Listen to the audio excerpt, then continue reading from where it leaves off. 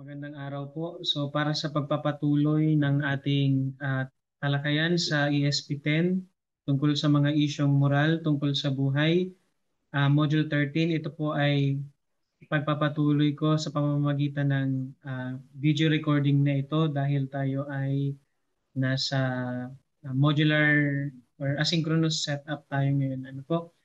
So dito sa Module 13 na ito, na-discuss na natin yung mga unang talakayan, unang mga konsepto na dapat nating malaman.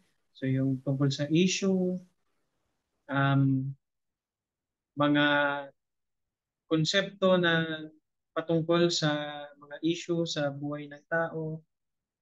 Yan, tapos na natin yan. And naumpisahan na rin nating talakayin yung mga issue tungkol sa buhay. So yung pinakaunang discussion natin ay tungkol sa paggamit ng ipinagbabawal na gamot. Ano po? So tapos na natin yan. So ngayon naman, pagpapatuloy natin ang mga issue na nakaapekto sa buhay nating mga tao. Ano? Pagkatapos ng paggamit ng ipinagbabawal na gamot, ang sunod po ay ang alkoholismo. So, ang alkoholismo ay tulad din ng paggamit ng pinagbabawal na gamot, meron rin itong masamang epekto sa buhay natin, lalong-lalo na sa katawan nating mga tao. So, pag sinabing alkoholismo, ito ay unti-unting nagpapahina sa kanyang enerhiya. So, ang pag-inom ng labis na pag-inom ng alak or alkoholismo ay unti-unting nagpapahina sa enerhiya nating mga tao. Nagpapabagal ng pag-iisip at sumisira sa kanyang kapasidad na maging malikhain.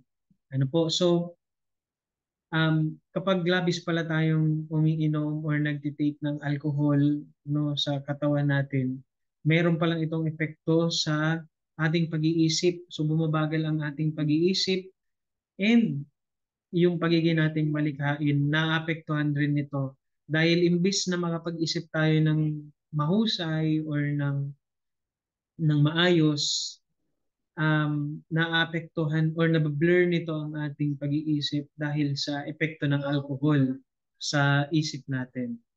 So, hindi lang 'yon, ano, hindi lang epekto sa katawan natin, hindi lang epekto sa pag-iisip natin, kundi ang alkoholismo ay meron ring epekto sa pakikipagrelasyon natin sa ating kapwa. So ang ilan sa mga away at gulo na nasasaksihan natin sa loob at labas ng ating mga tahanan ay may kinalaman sa labis na pag-inom ng alak. Kaya kung makikita natin yung mga insidente na nangyayari ngayon sa palibot natin, sa social media, karamihan ng mga nai-involve sa mga away or gulo ay under the influence of alcohol. Ano?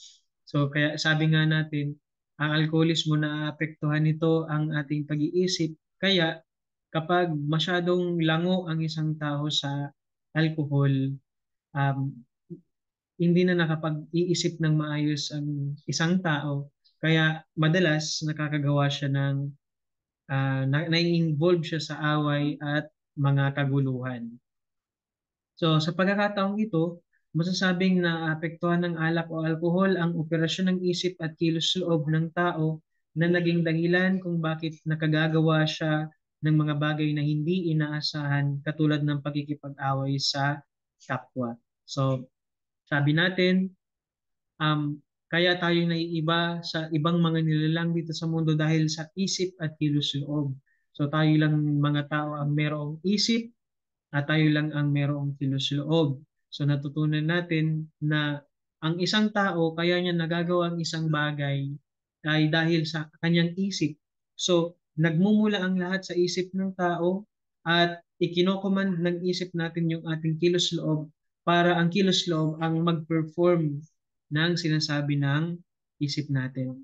So sabi natin, ang isip ay palaging nakatuon sa katotohanan. Ang kilos loob naman ay palaging nakatuon para sa kabutihan.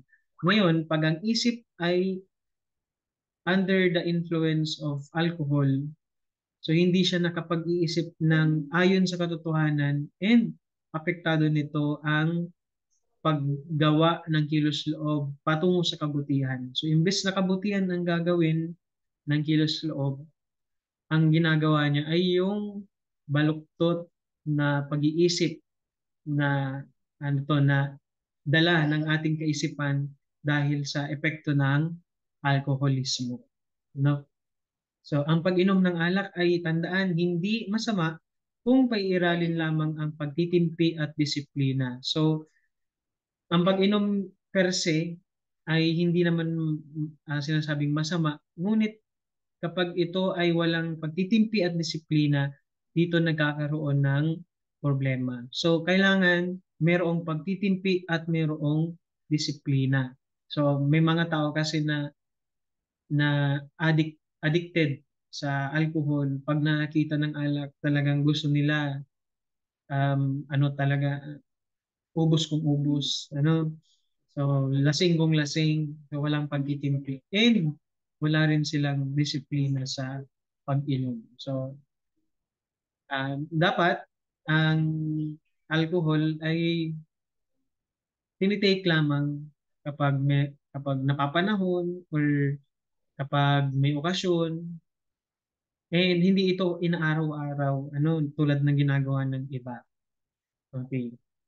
So, kailangan ng pagtitimpi at disiplina para makaiwas sa masamang epekto ng alkohol para maiwasan ang alkoholismo.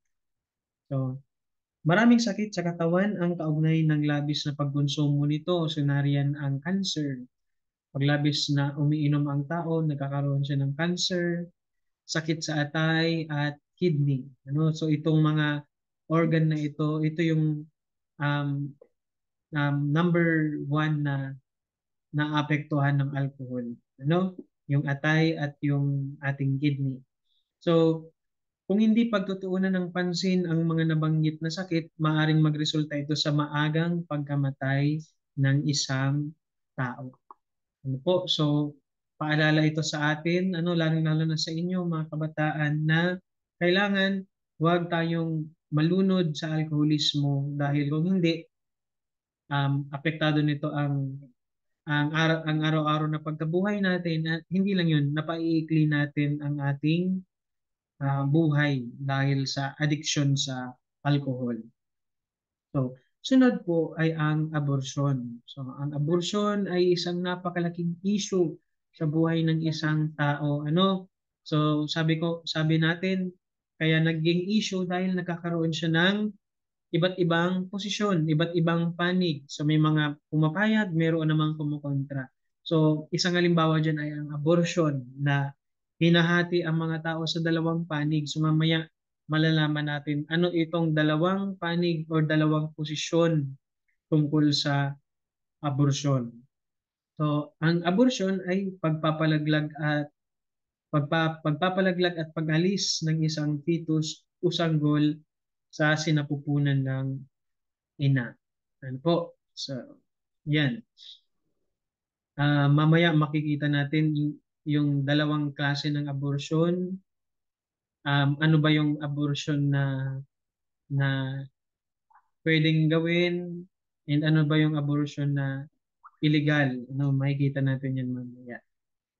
So, sa ilang mga bansa, ang abortion ay itinuturing na isang lehitimong paraan upang kontrolin o pigilin ang paglaki ng pamilya o populasyon. Ngunit sa Pilipinas, itinuturing itong isang krimen. So hanggang ngayon, ano, ang abortion ay itinuturing na krimen sa Pilipinas. Sa ibang bansa, legal ito, pinapayagan dahil ang rason ay upang kontrolin o pagilin ang paglaki ng pamilya o populasyon. Dahil mayroong mga bansa sa mundo na overpopulated na masyado, and kailangan nilang pigilan ang pagdami ng kanilang populasyon at ginagawa nila yun sa paraan ng abortion. Ano, so tayo naman dito sa Pilipinas, hindi pa masyadong overpopulated ang Pilipinas. Siguro sa mga syudad, overpopulated. Pero pag pumunta ka sa mga urban places, sa mga probinsya, makikita natin ang dami-dami pang mga tiwangwang na lupa na pwedeng tirahan. So, hindi lang yun. Ano, dahil ang Pilipinas ay isang Kristiyanong bansa. Ang mga Kristiyano ay tutol na tutol sa abortion. Ano po? So mamaya makikita natin bakit may mga relihiyon or bakit may mga tao na tutol sa abortion. Okay. So, ito yung mga pangunahing katanungan ukol sa abortion. Ano kaya po ito ay naging issue dahil merong mga katanungan na nakakabit sa abortion na iba-iba ang sagot ng mga tao. So, unang tanong, makatwiran ba ang abortion o pagpapalaglag? So, tama ba ang abortion o pagpapalaglag? No, kung kayo tatanungin, okay ba ang abortion? Wala ba itong, hindi ba ito masama? Or masama ba ito sa palagay ninyo? So, ano ang ah, kaisipan ninyo tungkol dito? So yan po, sasagutin natin yan sa talakayan na ito. Talaga nga bang tama ang abortion o masama? Next, may ituturing na bang tao ang sanggol sa sinapupunan ng ina? So ito yung mga pinag-aawayan ng mga tao pagdating sa abortion. Dahil may mga taong naniniwala na ang isang fetus o isang sanggol na nasa loob ng sinapupunan ng ina ay considered na as tao. Meron namang mga nagsasabi na ang fetus sa loob ng sinapupunan ng ina ay hindi pa ganap na tao. Kaya may mga pumapayag sa abortion dahil hindi naman daw yun pagpatay, meron namang hindi pumapayag. No? Next, siya ba ay nagtataglay na ng mga kapakanang moral? Ang tinutukoy dito ay yung fetus. Yung fetus na nasa loob ng sinapupunan ng ina. Siya ba ay nagtataglay na ng mga kapakanang moral at mga legal na karapatan na dapat pangalagaan? So tulad nating mga nabubuhay na dito sa mundo na mayroong mga legal na karapatan na dapat pangalagaan, ganun rin ba ang mga fetus sa loob ng katawan or sa loob ng sinapupunan ng ina? So, another question, paano naman ang kapakanang moral at karapatan ng ina? So, again, nagkakaroon ng issue pagdating dito dahil may mga taong mas binibigyan ng focus or ng priority ang kapakanang moral at karapatan ng ina. So, hindi lang palaging yung fetus sa loob ng sinapupunan ang bibigyan ng halaga, kundi pati rin yung kapakanang moral at karapatan ng ina. So, dahil diyan sa mga questions na yan tungkol sa abortion, nabuo ang dalawang posisyon na magkasalungat ng publiko tungkol sa abortion. At ito yung pro-life at pro-choice. Ang pro-life, ito yung mga against or hindi payag sa abortion. Ang pro-choice naman, ito naman yung mga payag or panig sa abortion. So isa-isahin natin ang mga pahayag ng mga pro-life at mga pro-choice na tao pagdating sa abortion. And habang tinatalakay ito, tingnan natin kung saan rin tayo panig. Kung pro-life ba tayo or pro-choice. Ano kaya ang mas matimbang na pagpapaliwanag sa atin, no? So umpisahan natin sa pro-life. So, sabi diyan, ang isang sanggol ay tinuturing na isang tao mula sa sandali ng paglilihi. So, the moment na maglihi ang ina, ano, mag 'di ba sa science, nagsisimula ang paglilihi kapag yung egg cell ng ina ay na-fertilize ng sperm cell ng ama. So, diyan nagsisimula ang conception or paglilihi. So, ang may mga tao na nagsasabi na sa momentong 'yan, maituturing ng isang tao ang isang sanggol. Kaya bawal na bawal sa mga pro-life ang abortion dahil pag ginawa mo 'yan, isang tao na yung pinapatay mo. So pumapatay ka na pag ginawa mo ang abortion. So ito ay nangangahulugang ang pagpapalaglag sa kanya ay pagpatay na tuwirang nilalabag ang mga pamantayang moral at batas positibo. Dahil kung ang pagtingin natin sa isang fetus ay tao na, So meron siyang karapatan. No, meron siyang legal na karapatan na dapat pangalagaan. And pag pinatay mo yun, yung sanggol na yun sa loob ng sinapupunan, binaviolate mo na yung kanyang karapatan. Kaya para sa mga pro-life, mali ang abortion. Sunod, kung ang pagbubuntis ay resulta ng kapabayaan ng ina, halimbawa, hindi niya ginawa ang tamang pag-iingat upang epektibong maiwasan ang hindi nilalayong pagbubuntis, dapat niyang harapin ang kahihinatnan nito. Ano po? So merong mga mag-asawa na ayaw pa nilang magkaroon ng anak or merong mga partners na ayaw pang magkaroon ng anak. Pero dahil sa hindi inaasahang ah, pagkakataon, nakabubuo sila ng anak. So, pag nangyari ito para sa mga pro-life, dapat ay harapin ng ina at ng ama ang kahihinatnan ng kanilang ginawa. Hindi nila dapat yon takasan. So, ipinapakita dito na mahalaga yung responsibilidad. Kung ano yung ginawa ninyo, dapat meron kayong responsibilidad na harapin yung kahihinatnan nito. So hindi dapat tinatakasan. Next, kung magiging katanggap-tanggap sa lipunan ng abortion, so tingnan natin, no? Kaya kung bakit tutol na tutol ang pro-life sa abortion, dahil kung ito daw ay magiging katanggap-tanggap na sa lipunan, maaaring gamitin ito ng mga tao bilang regular na paraan para hindi ituloy ang pagbubuntis.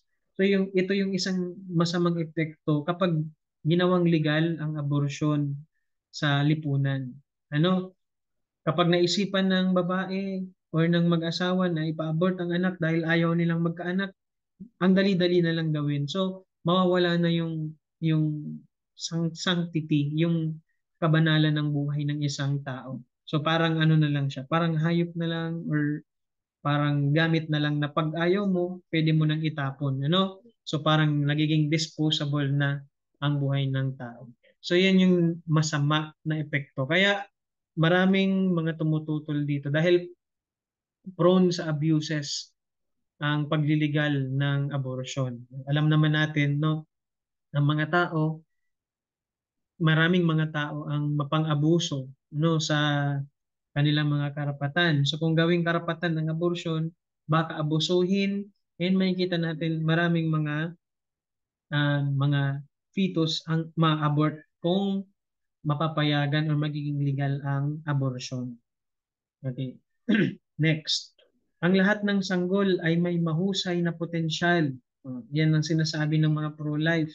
Hindi mo dapat um, itilin ang buhay ng isang sanggol sa sinapupunan dahil meron siyang mahusay na potensyal. No, lahat ng fetus or ng sanggol sa sinapupunan ay punong-puno ng potensyal. So bawat isa na ipinalalaglag ay maaaring lumaki at maging kapaki-pakinabang sa lipunan o sa buong mundo. So hindi natin alam baka yung i-abort natin na fetus, yun pala ay isang magiging tanyag na leader. Yun pala yung magiging um, susi sa pagiging maayos ng lipunan natin. O dahil kinitil natin yung buhay niya na nasa sinapupunan pa lang, mawawala na siya ng uh, potential na ito. Kaya sinasabi ng mga pro-life na wala tayong karapatan na tanggalin ang mga potential na ito sa mga sanggol na nasa sinapupunan ng ina. Wala tayong karapatan na tanggalan sila ng potential na yon. Ano po? So, maraming mga relihiyon ay hindi nag-endorso ng pagpapalaglag o ilang mga paraan ng birth control dahil sa paniniwalang ang pakikipagtalik ay para sa layuning pagpaparami. So, kapag ang mag-asawa ay nagtatalik, sila ay nakikiisa sa dalawang purpose ng marriage. Yung una, unitive, yung pagkakaisa ng babae at ng lalaki. And ang pangalawa ay procreative. So dalawa, unitive and procreative.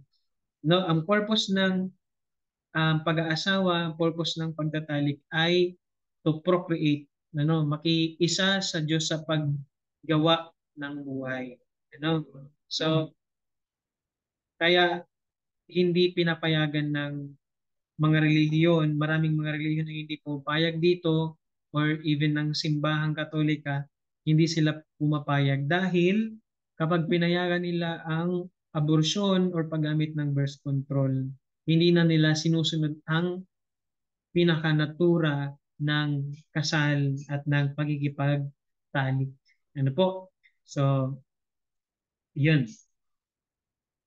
Next, ito naman yung sa pro-choice. Ano? So, para naman sa pro-choice na um, payag sa abortion, ang bawat batang isinisilang sa mundo ay dapat mahalin at alagaan. Bakit nila ito sinasabi?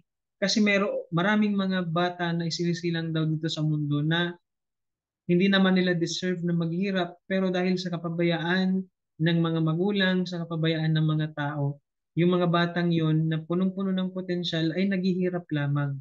Ano? So, totoo nga niyan, maraming mga bata ang namamatay dahil napapabayaan. So para sa mga pro-choice, kung hindi naman maaalagaan ng mabuti ang mga bata, kung mabubuhay sila dito sa mundo na puno ng paghihirap, wag na lang silang ipanganak. No?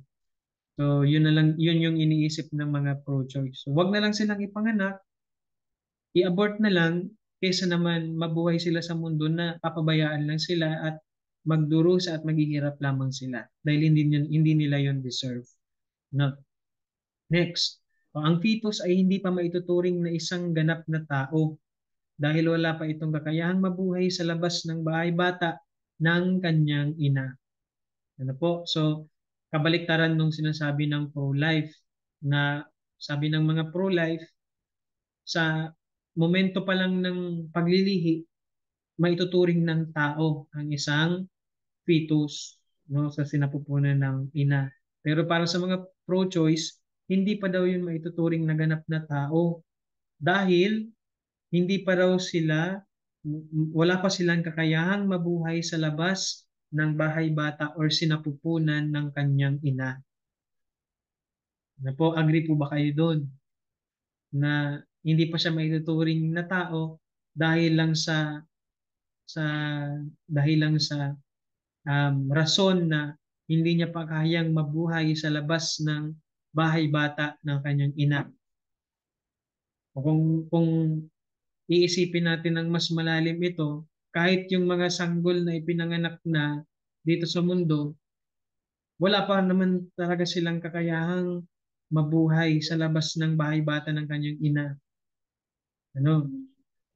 Ibig sabihin pala, pag ang isang sanggol na ipinanganak sa mundo ay pinatay natin, o hindi pa yon maituturing na pagpatay dahil hindi pa sila ganap na tao. Kasi parehas lang sila ng fetus na nasa loob ng sinapupunan ng ina. Pag inalis mo sila sa sinapupunan ng ina, mamamatay sila. O kahit yung mga sanggol na ipinapanganak sa mundo, pag hindi mo yon inalagaan, mamamatay pa rin sila. Ano? So, medyo problematic ang itong argument na ito ng pro-choice. Ano po? Next, sa mga kasong rape o incest naman, ang sanggol ay maaaring maging tagapagpaalala sa babae ng trauma na kanyang nararanasan. Kung kayo po ang tatanungin, pag ang isang babae ay na-rape or dahil sa incest or halimbawa nabuntis siya ng kanyang ama or ng kanyang kapatid or ng kanyang kapamilya, tinatawag na incest. So, pwede ba siyang magpa-abort or hindi? Ano sa palagay niyo? Kasi daw, sinasabi ng mga pro-choice, yung bata na isisilang na dahil sa rape or incest, yun lang yung magpapaalala sa babae ng trauma ng kanyang naranasan. Ito under debate ito, matinding debate ito dahil hindi hindi tama o hindi normal yung pagbubuntis ng babae. Nabuntis lamang siya dahil sa rape or incest. Ano, pero habang pinag-aaralan natin ang abortion, so makikita natin, magkakaroon tayo ng ideya kung saan ba tayo papanig.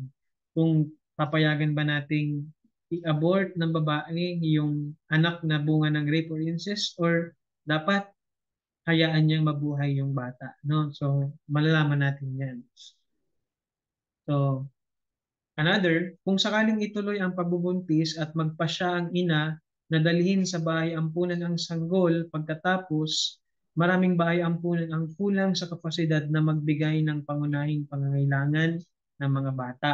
So kung halimbawa daw ang magulang ay mahirap, no, pobre, wala silang kakayahang buhayin yung bata, kung mag-decide silang ipagpatuloy ang pagbubuntis, pwede naman nilang dalhin daw sa bahay ampunan. Eh, ang problema, maraming mga bahay ampunan sa lipunan ang kulang ang kapasidad na magbigay ng pangunahing pangangailangan sa mga bata. So kahit dalhin mo daw sa bahay ampunan, naroon pa rin yung danger na hindi magkakaroon ng deserve na buhay yung bata. So kung ganun ang mangyayari, eh mas mabuti na lang i-abort, no, mga bata, ang mga sanggol sa sinapupunan kesa naman maranasan nila ah, itong problemang ito na maaring idulot sa mga sanggol na nasa sinapupunan, maaring idulot ng mundo sa kanila. Okay.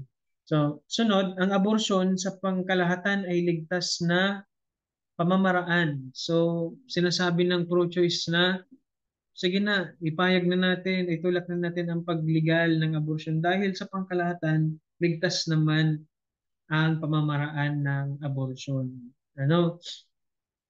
Pero nasa module natin na kapag pinayagan ito, hindi may iwasan na magkaroon ito ng masamang epekto sa buhay ng ina, ano na nagpapa-abort. So palaging meron siyang epekto. So yan po yung dalawang panig na magkasalungat, ano na nagbabangayan kung papayagan ba ang abortion or hindi, no? Yung pro-life at yung pro-choice. Ano po? So kayo, ano kung kayo ay tatanungin, saan kayo papanig? Pro-life o pro-choice? No. So sa pagpapatuloy ng pag-aaral natin ito, mas matutulungan tayo kung saan ba tayo papanig. Kung magiging ba tayong pro-life or kung magiging ba tayong pro-choice. So, ngayon, tingnan natin ang dalawang uri ng abortion. No? So, itong dalawang uri ng abortion na to, ito yung magsasabi sa atin kung maaari ba tayong mag sumailalim sa pamamaraan ng abortion or illegal yung gagawin natin. So, ito ang dalawang uri ng abortion. Pusa or miscarriage or sapilitan or induced. So, ano itong dalawang ito, paano sila nagkakaiba? So, umpisahan natin yung pusa or miscarriage. So, ito ay ang pagkawala ng isang sanggol bago ang ika-20 linggo ng pagbubuntis. Ano po? So, halimbawa, ang ina ay nag nabuntis at bago dumating yung ika-20 linggo ng kanyang pagbubuntis ay nawala yung sanggol sa kanyang sinapupunan, ang tawag doon ay pusa o miscarriage. So hindi sinasadya na pagkawala ng isang sanggol. So ito ay tumutukoy sa natural na mga pangyayari at hindi ginamitan ng medikal o artificial na pamamaraan. So yan po ang miscarriage or pusa. Hindi ka gumamit ng gamot or hindi ka gumamit ng uh, medical na operasyon para mawala or mamatay yung sanggol. So pusa siyang nangyari. Nakunan. Namatay yung sanggol sa loob ng sinapupunan ng ina. So yan po, miscarriage. Pangalawa, ay yung sapilitan or induced.